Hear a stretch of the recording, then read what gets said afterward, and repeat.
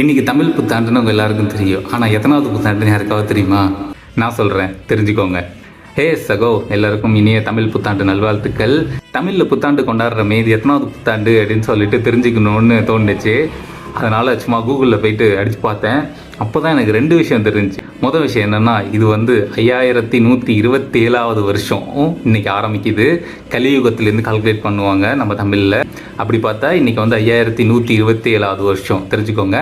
2வது விஷயம் என்ன அப்படின்னு பார்த்தீங்கன்னா, நம்ம தமிழில் 60 இயர்ஸ் சைக்கிள் ஒன்று ஃபாலோ பண்ணுறாங்க. அது என்ன 60 இயர்ஸ் சைக்கிள் அப்படின்னா, பூமியிலேருந்து பார்க்குறப்போ வியாழனும் சனியும் ஒரு குறிப்பிட்ட பொசிஷனில் இருக்கும். ஸோ அந்த பொசிஷன் 60 வருஷத்துக்கு ஒரு டைம் தான் நடக்கும்.